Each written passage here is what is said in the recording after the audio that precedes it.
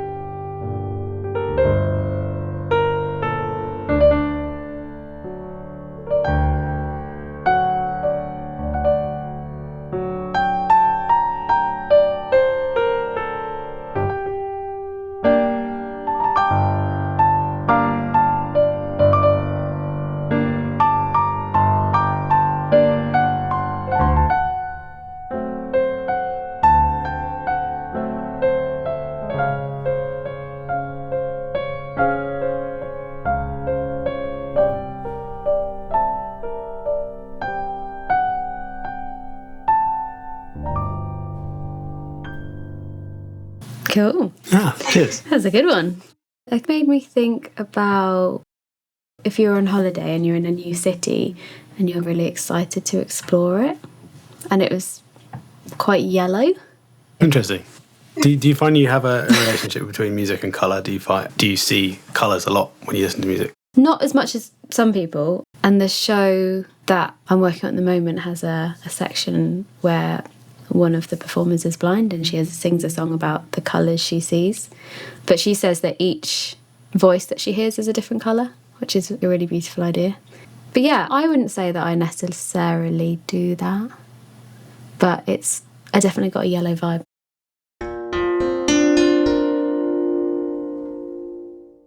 I'd like you to tell me a story, and I'm going to play a piece of music as a soundtrack to that story. Okay. Something that happened to me quite recently. So I was in London driving back with my friend to Bristol, and we stopped off in Reading at the service station, got back in the car and drove back to Bristol. Once she dropped me off, I realised that my phone was gone. My first thought was that it had been stolen, because around the same time last year, I got robbed twice in a very short space of time.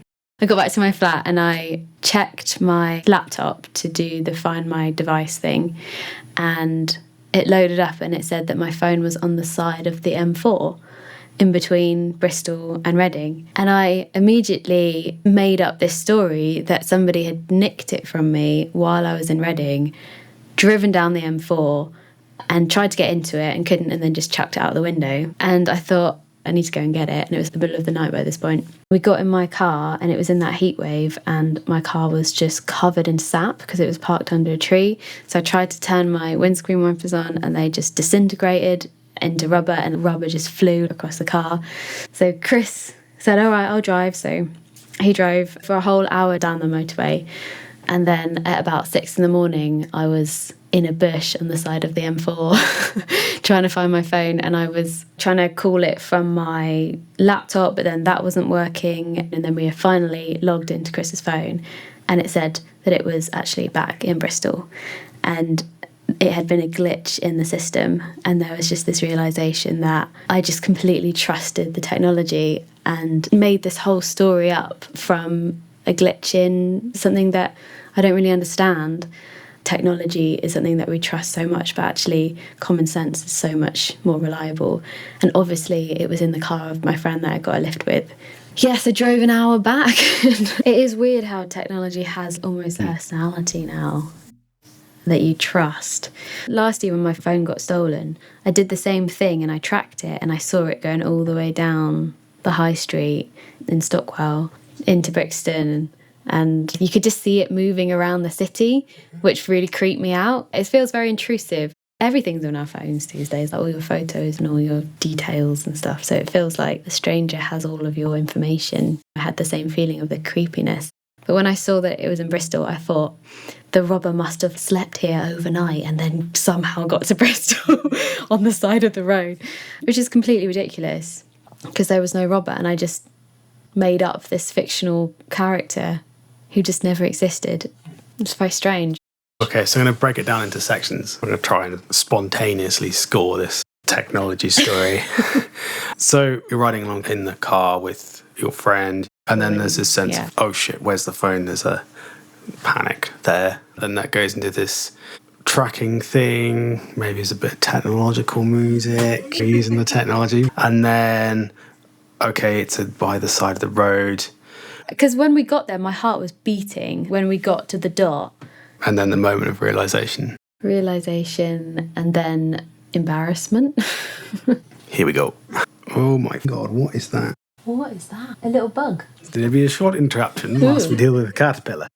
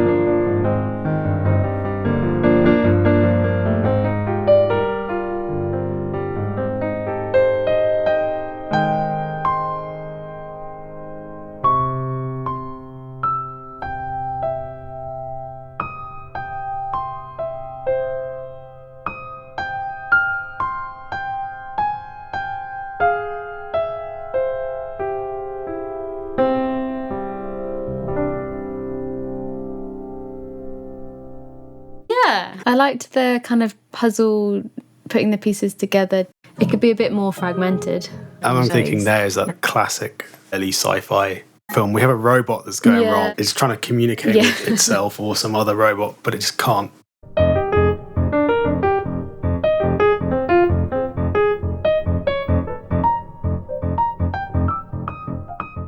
I think you could have a beat with the realisation as well. When it's logging onto Chris's phone and seeing that it's actually in Bristol, there can be almost a pause there and then a completely different mindset of panic to realisation and then just embarrassment.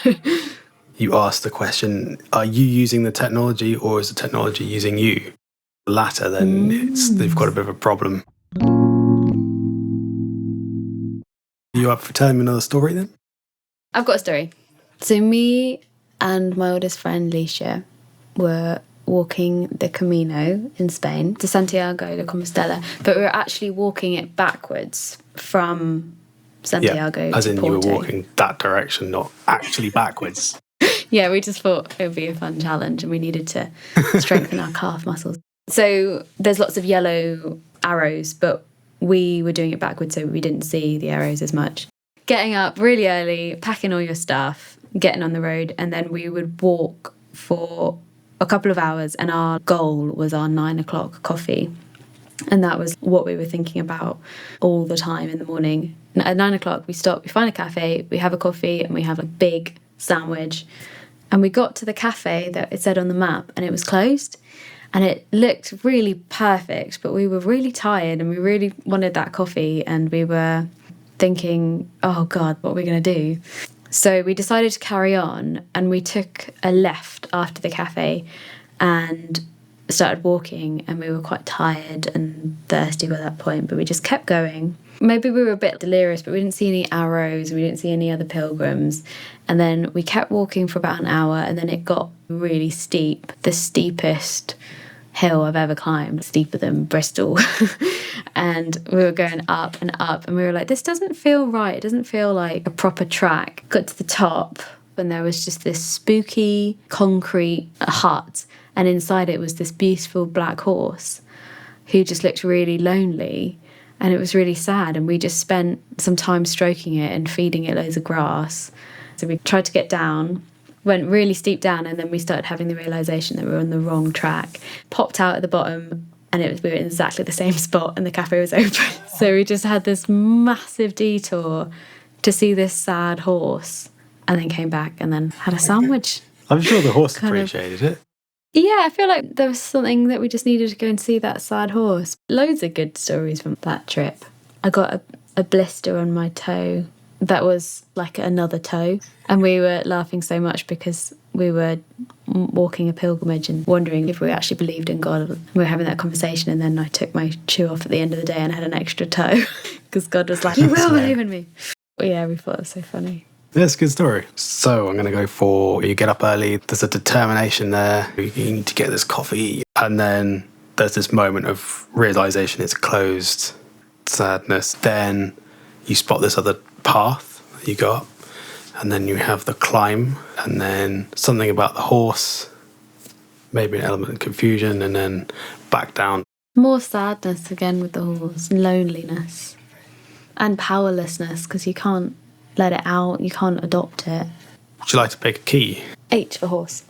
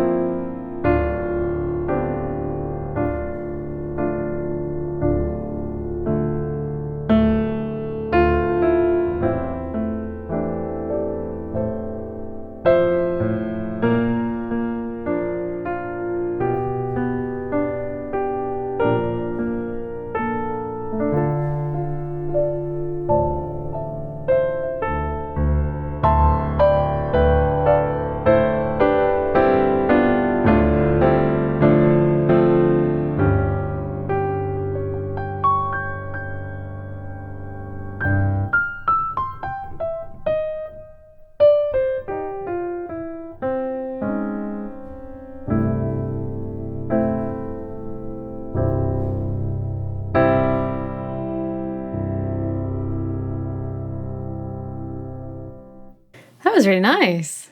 I definitely saw the story all the way through that. I thought the sadness of the horse. It's amazing how music can make something much more emotive. But it is really sad. Like, that kind of helplessness. And I liked the descent. The only comment I'd have is that the ending wasn't as happy as the release of finding that the sandwich. So I feel if you were to play that again, there'd be another section of eating the feast, the sandwich.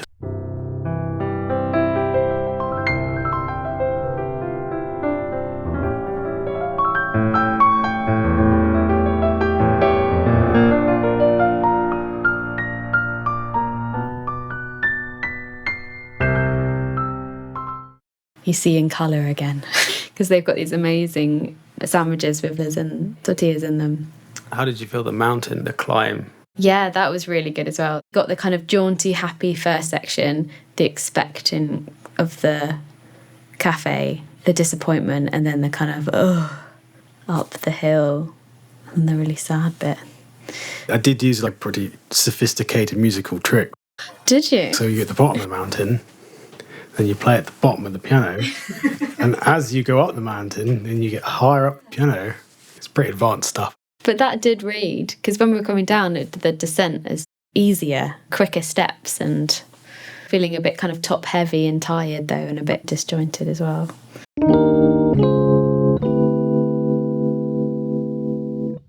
So do you have one more story?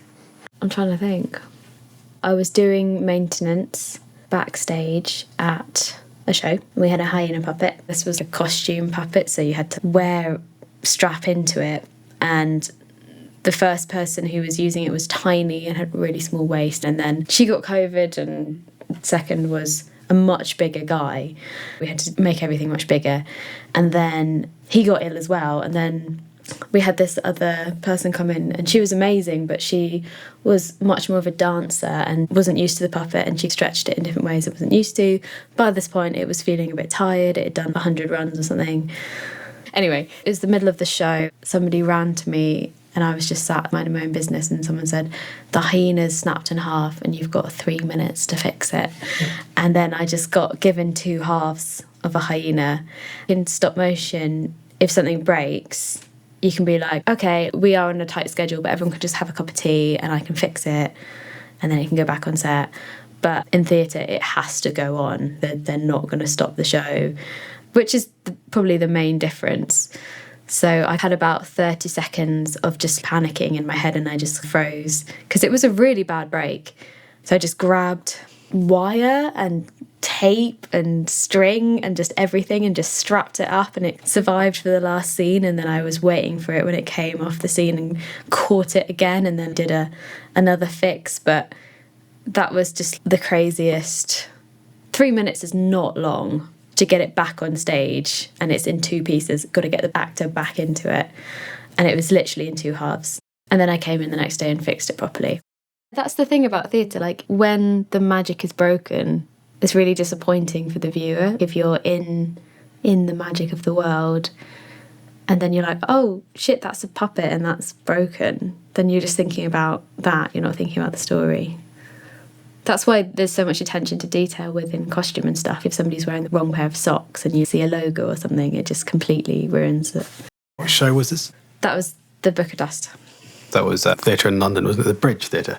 My friend came to see it with her boyfriend, who's a paramedic. We went to the pub after, and I forgot at that point that he was a paramedic. And I was like, yeah, it's quite a stressful job, quite unsocial hours and quite high pressure. Sometimes I get a puppet that's just broken and I need to fix it. And he was like, yeah, I understand, yeah.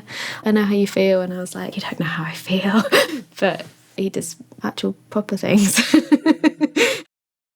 Okay, so I'm going to break it down into sections. You're just hanging out, chilling backstage, and I'm just being cool because I work in the theatre. Wearing black polo. Wherever you do in the theatre, I don't know, smoke cigars and... Oh, no cigars, actually. Just there with a cocktail in the backstage area.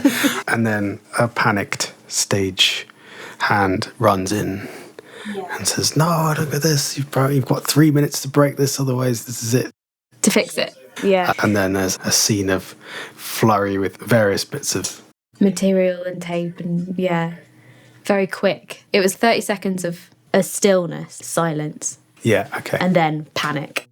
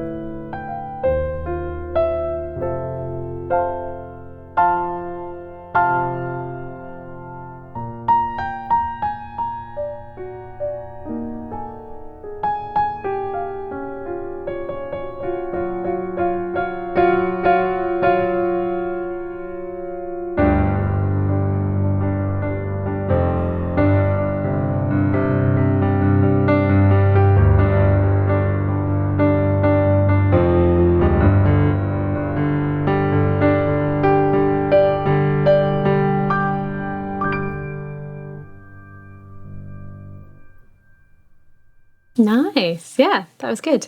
I think you really captured the kind of anxiety. Struggled to get the whole picture of something. So I was thinking about the brittleness, the fragility of the puppet, and then your anxiousness around that, which kind of work together in some way.